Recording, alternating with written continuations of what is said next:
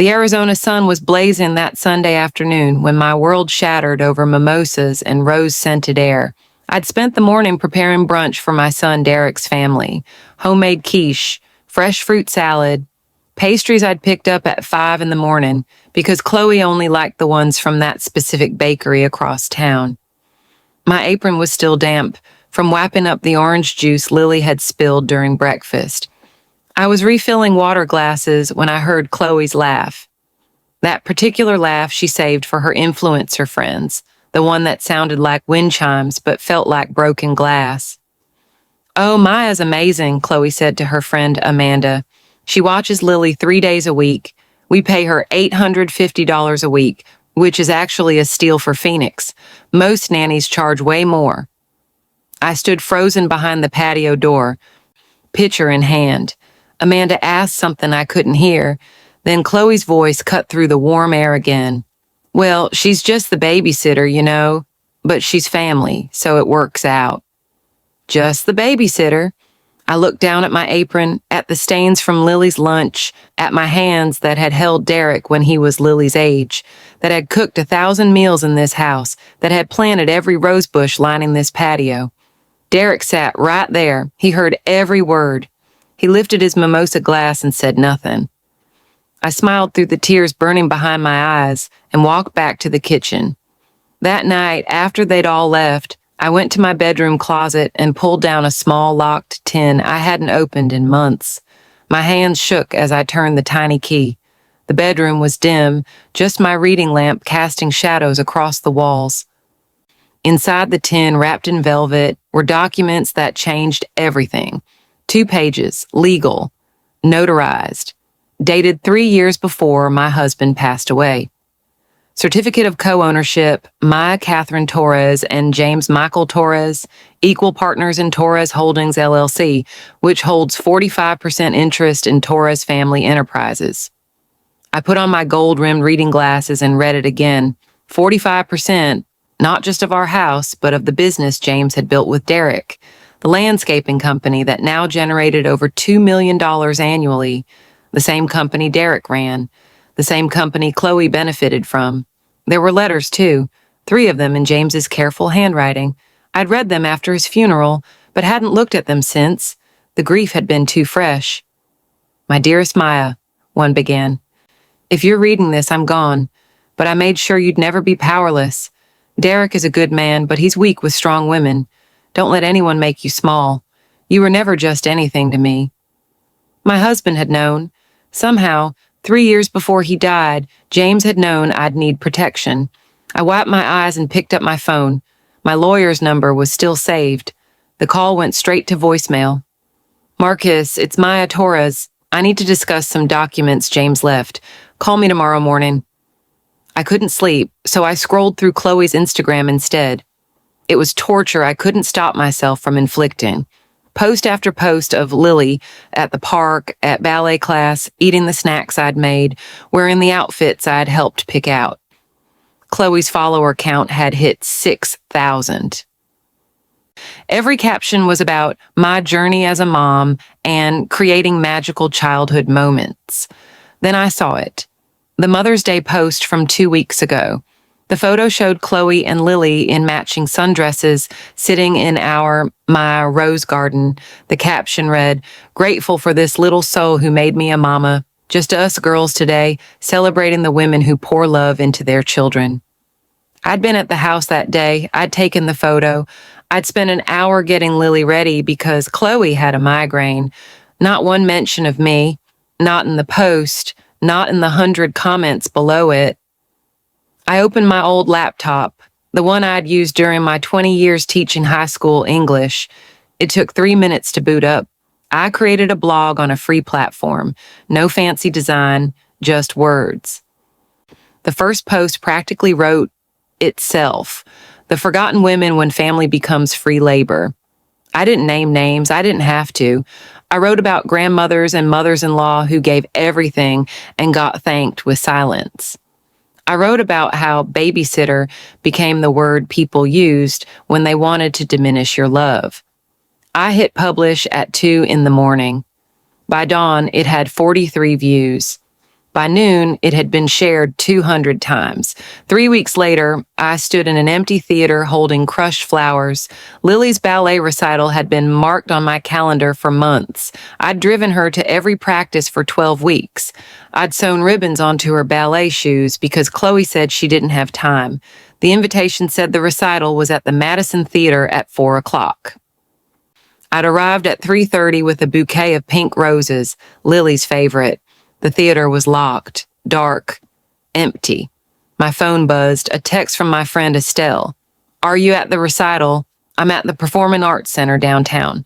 Chloe said it moved last week." My stomach dropped. I had 12 unread text messages in a group chat I didn't know existed, all about the venue change, all sent 3 days ago. I sat in my car in that empty parking lot and watched someone's live stream of the performance on my phone. Lily was beautiful, perfect. She kept looking toward the audience, searching. I knew who she was looking for. The flowers sat in my lap, petals falling onto my dress. I'd been good enough to drive her to practice every Tuesday and Thursday. I'd been good enough to fix her hair and calm her nerves. But I wasn't good enough to know where she'd actually perform. A car pulled up next to mine. Nico, Derek's driver and jack of all trades at the company, rolled down his window. "Mrs. Torres, you okay?" I wiped my face. "Wrong theater." He looked at the crushed flowers, then at me. "I read your blog," he said quietly. "My grandmother went through the same thing. You're not alone." My second blog post went up at 5 in the morning while I watched the sunrise with tea in my hands. Unpaid grandmothers, the labor no one counts. I wrote about the hidden economy of childcare, about how women my age were expected to provide free labor disguised as love, about how we were dismissed when we asked for basic respect. By noon, it had 10,000 views. Comments poured in, women sharing their own stories, daughters-in-law defending themselves. Arguments erupting in the comment sections, but mostly validation, story after story that mirrored mine.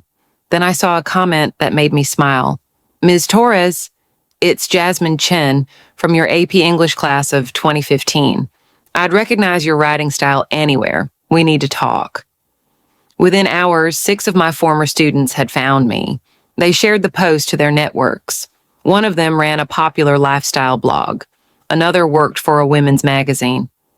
The post hit 100,000 views by the next morning. I dug through my closet and found an old class photo, 30 girls holding signs they'd made for a project on women's empowerment. Strong, not silent. Speak your truth. Never just anything. I taught them to use their voices. Maybe it was time I practiced what I'd preached. That afternoon, Estelle knocked on my door. She handed me a thick envelope, looking worried. "This came to my house by mistake," she said. "It's addressed to Chloe, but the mailman mixed up our boxes.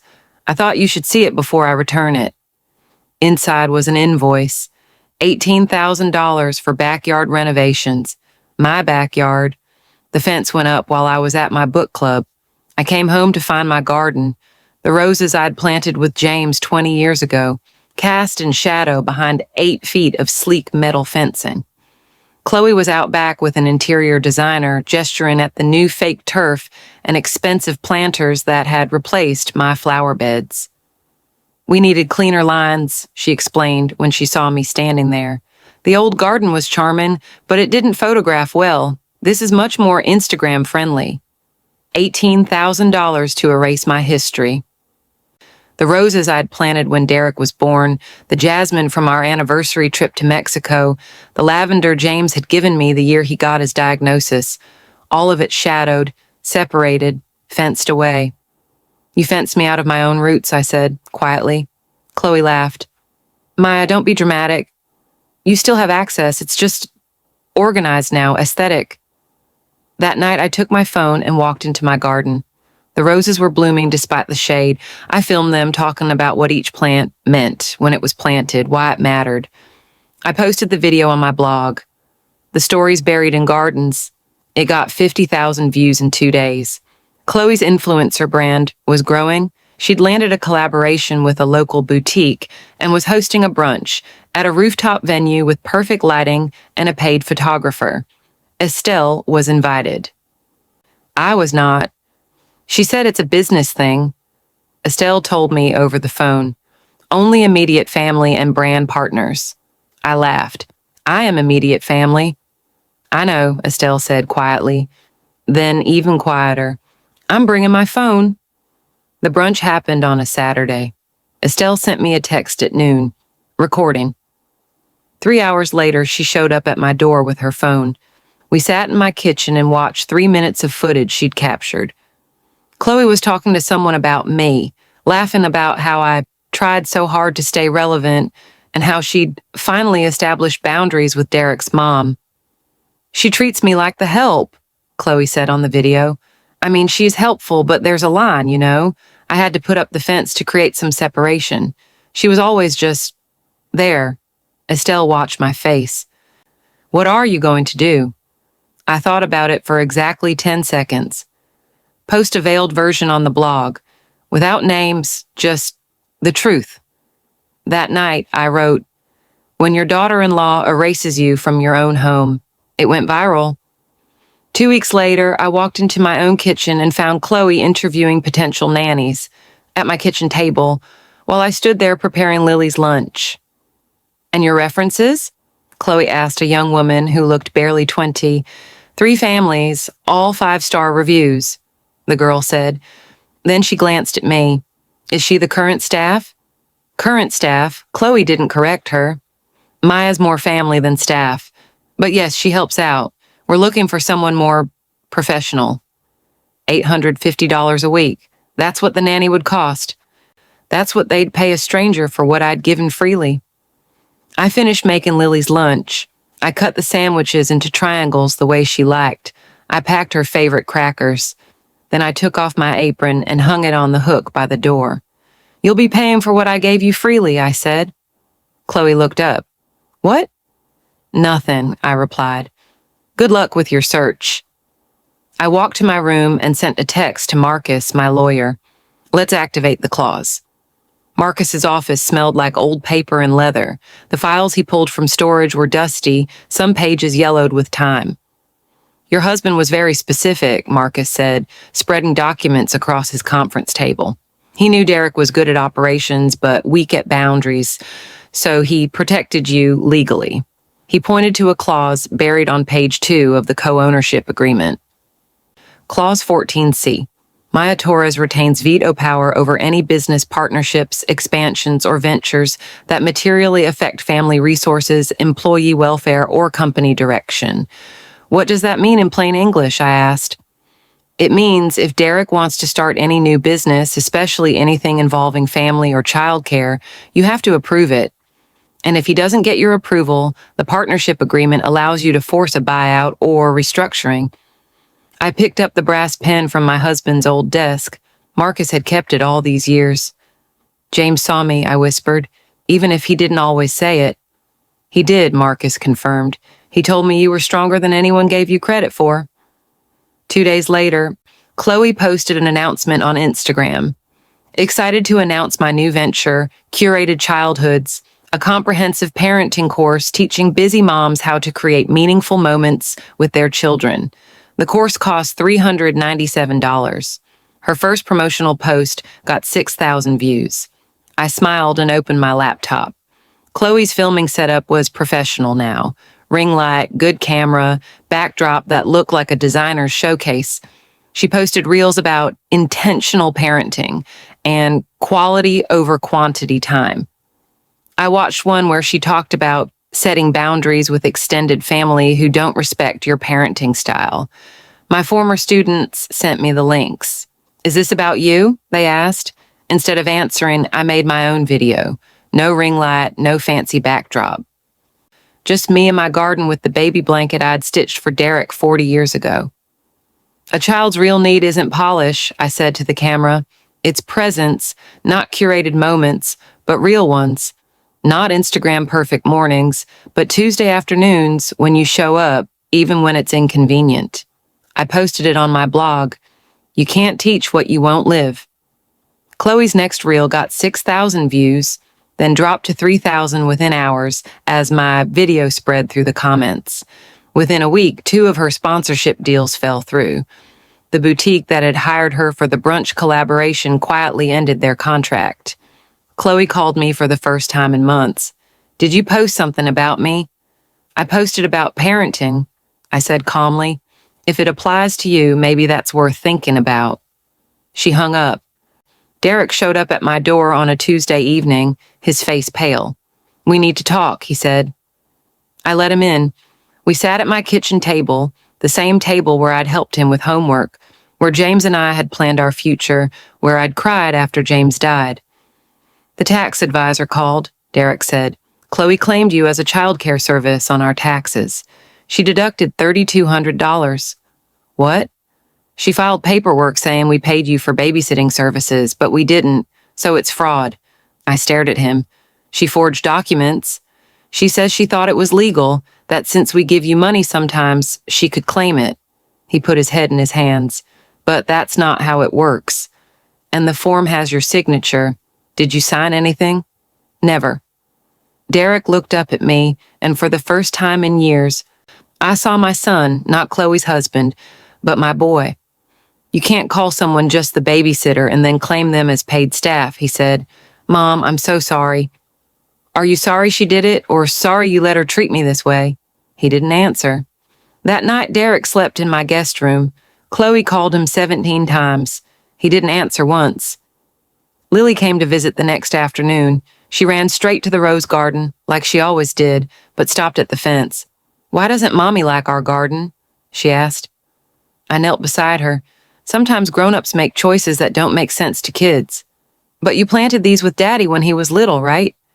"And you planted them with Grandpa James?" "I did." "Then why did Mommy put a wall?"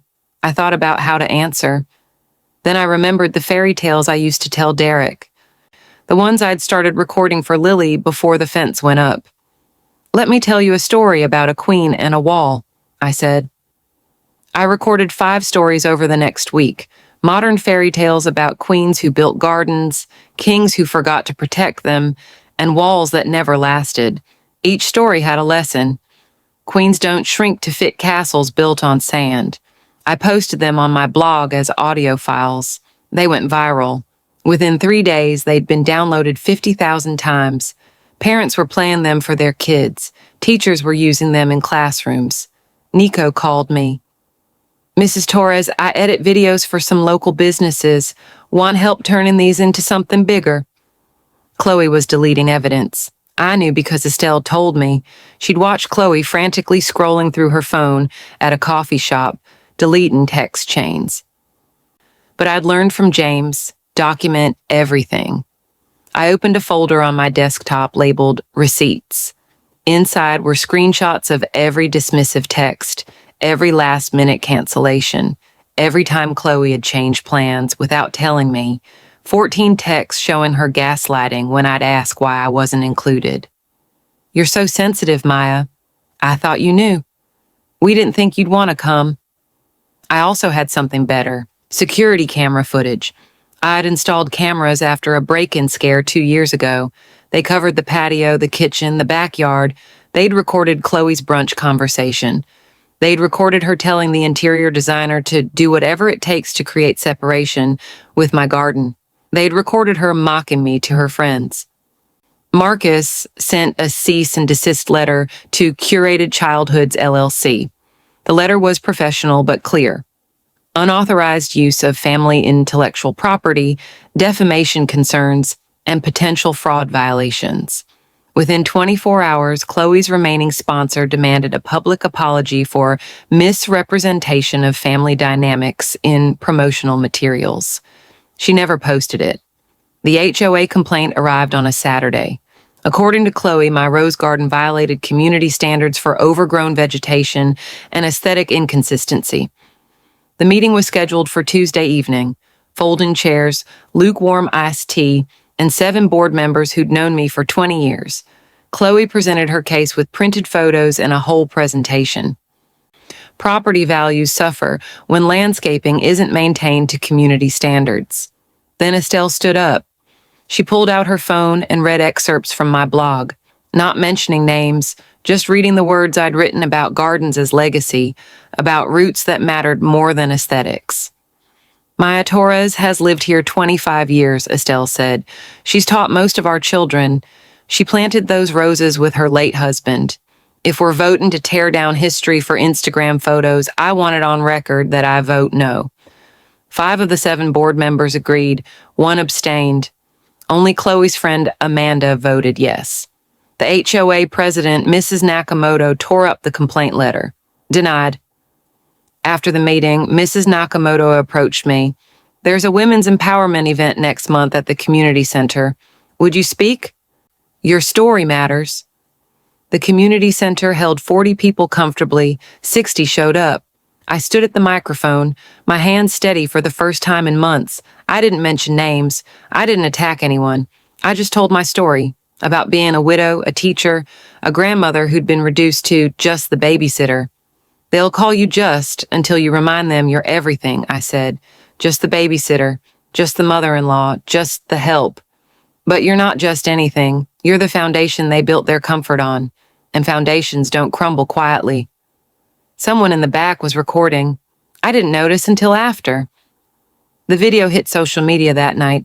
By Wednesday, it had 400,000 views. By Friday, it had been shared on national parenting forums, women's rights pages, and even a segment on a morning talk show, a podcast network called Me.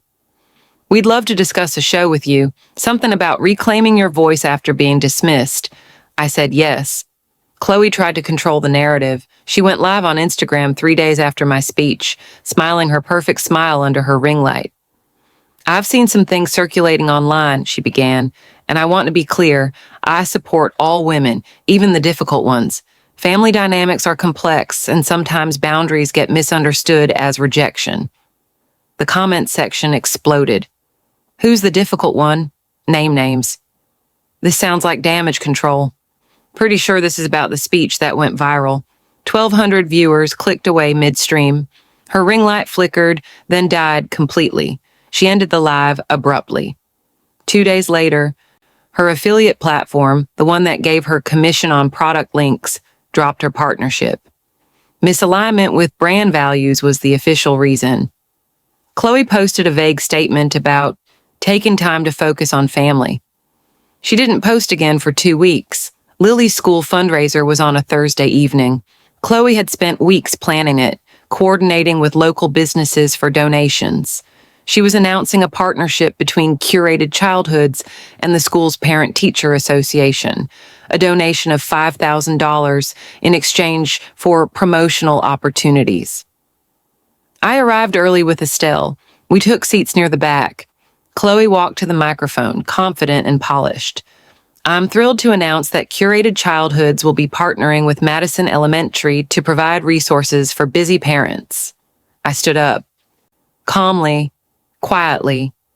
Excuse me, I said. Before we accept any business partnerships involving family resources, I need to exercise my legal right as co-owner of Torres Family Enterprises. The room went silent. I walked to the front, Navy folder in hand. My late husband, James Torres, established a co-ownership structure that gives me approval rights over ventures that affect family resources. This partnership involves company funds, family name recognition, and my granddaughter's school. I opened the folder and showed the contract to the PTA president. I'm not asking permission. I'm activating my legal right to review, and in this case, decline this partnership. Chloe's face went white. You can't. I can, I said. And I am. The $2,000 Chloe had promised in her presentation, pulled from Derek's business account without proper authorization, was blocked. Chloe walked out of that auditorium without looking back. Derek came over for dinner a week later, just the 2 of us, silent plates, heavy air. I knew, he said finally. I knew Chloe resented you. I heard the things she said. I saw how she excluded you. And I stayed quiet because it was easier than fighting. I set down my fork. For 3 years, 3 years, he confirmed. Every time you asked about being left out, every time you looked hurt, I told myself it wasn't that bad, that you were being sensitive, that it was just Chloe's personality. I pulled out an old photo from my wallet, Derek at age 6 in my arms, laughing at something I'd said. Your silence was a second betrayal, I said. Worse than hers because you knew better. He looked at the photo and started crying. I'm so sorry, Mom. Sorry isn't enough, I replied. You have to choose, really choose. Not just apologize when it's convenient, but stand up when it costs you something. I gave him an ultimatum that night. Grow into the man your father raised or go, but I won't be treated as optional anymore. The publisher's office had floor-to-ceiling windows and mid-century modern furniture. The editor, a woman in her 50s named Patricia, spread sample pages across the conference table. We want to offer you $30,000 for a memoir, she said. Working title, The Babysitter and the Crown. Your blog has resonated with millions. This could be something really powerful. I hesitated. I don't want to destroy anyone. You wouldn't be, Patricia said. You'd be telling your truth, other women's truth. This isn't about revenge. It's about remembrance, about making sure women like you aren't forgotten. I looked at the draft chapter she'd prepared. It started with that brunch, with those words, just the babysitter. I want one condition, I said. I tell my story, but I also share solutions. Resources for grandparents facing elder financial abuse, legal information about co-ownership rights, ways to protect yourself. Patricia smiled. Even better. I signed the contract. That night, I opened my laptop and started writing, not with anger, but with purpose. I don't want revenge, I typed. I want remembrance. Lily's bath time was at 7:30, same as always. I ran the water, added bubbles, and played the lullaby cassette I'd digitized from when Derek was a baby. Did Mommy make you sad? Lily asked, pouring water from a plastic cup. I paused. Honesty or protection? Truth or comfort? Sometimes grown-ups forget to be kind, I said carefully, but we can remember again. And even when people hurt us, we can still love them. It's just different love with boundaries. Lily thought about this. Like a fence? Yes, but a fence you build yourself, not one someone puts up to keep you out. She nodded seriously. I like your garden better than the new one. Me too, baby, me too. What I didn't know was that Chloe was listening through the baby monitor in the hallway. She heard every word. Chloe showed up at my door on Sunday evening with flowers, grocery store roses wilting at the edges, delivered too late to matter. Can we talk? She asked. We stood on the porch. I didn't invite her in.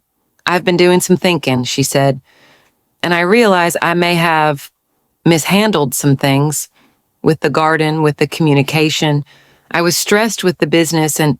Stop, I interrupted. You're justifying, not owning. I'm trying to apologize. No, you're trying to make yourself feel better. I looked at the dying roses in her hands. Real apologies don't come with excuses attached. They come with changed behavior. Chloe's jaw tightened. So what do you want? Public humiliation? Should I post an apology on Instagram? I want nothing from you, I said. I want you to become someone who doesn't need to be asked to treat people with respect. But that's work only you can do. The wind chimes above us clink softly. This isn't a garden that blooms under shade, I added, and I'm done standing in yours. Chloe left the flowers on my porch. I didn't bring them inside. The dismissed matriarch launched on a Tuesday morning. Episode 1 featured Jasmine, my former student who was now a CEO of a tech startup. We talked about women being underestimated, about how society treats aging women as invisible, about reclaiming power quietly and strategically. The episode got 10,000 downloads in 48 hours. I recorded in my home office, James's old desk, warm lighting, his brass pen beside my notes. The show wasn't about anger, it was about wisdom. We don't age out of wisdom, I said in the intro. We age into it. And it's time we claimed our space. By the end of the first week, the podcast had 50,000 subscribers. Derek called me. Mom, I listened to your first episode. Can I be a guest? I want to talk about what it's like to realize you've been complicit in dismissing someone you love. I thought about it. Yes, but only if you're ready to be honest, really honest. I am, he said. I'm 4 sessions into therapy. I'm ready. We recorded Derek's episode on a park bench during golden hour. Kids played in the background. Life happened around us. I told myself Mom was fine with everything, Derek said into the microphone, that she liked helping, that she was happy to be involved. But the truth is, I didn't want to see how Chloe was treating her because it would force me to choose, and I was scared of that choice.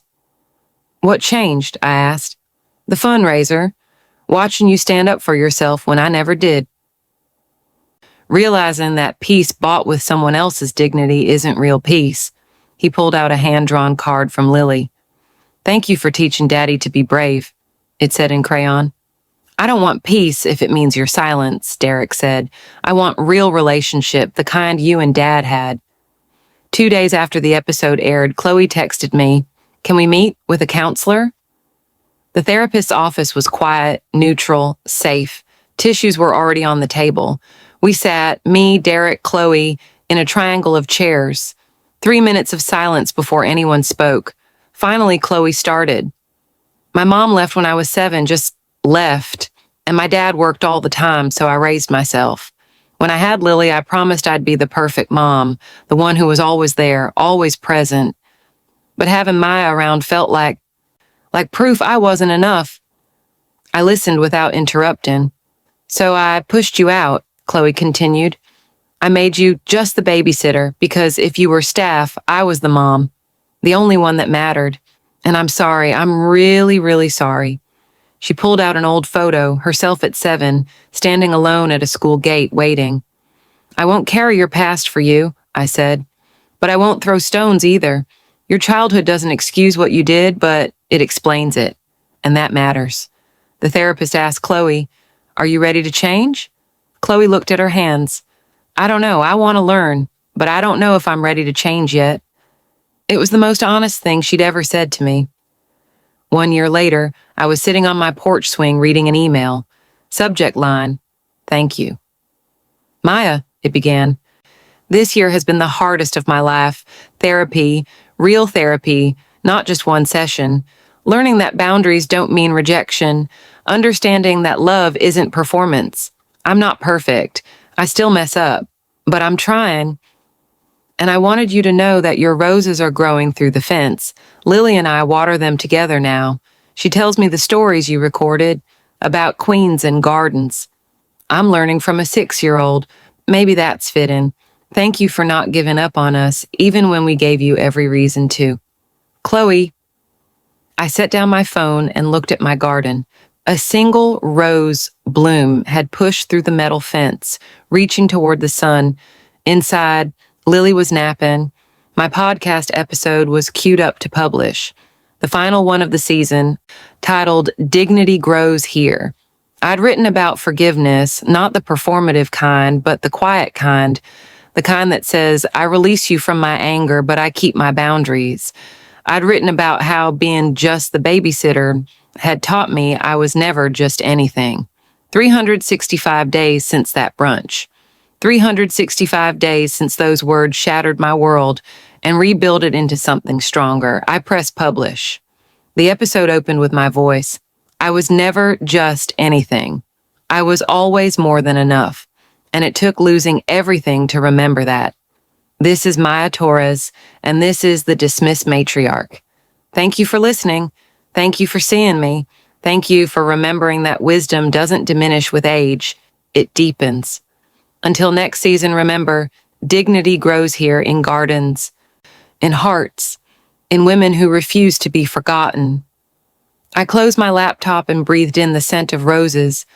Mine, still blooming, still beautiful, still here.